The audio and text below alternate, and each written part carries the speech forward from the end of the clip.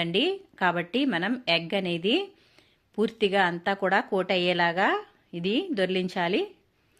ఈ విధంగా వేగిపోయిన తర్వాత మనం వీటిని అయితే ఒక బౌల్లోకి తీసేసుకుందాము, ఒక ప్లేట్లోకి.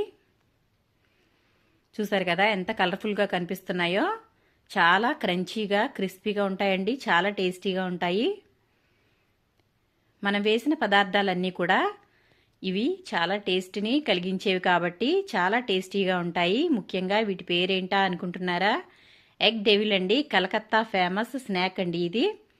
చూసారు కదా, మనకి ఎగ్ డెవిల్ అనేది రెడీ అయిపోయింది.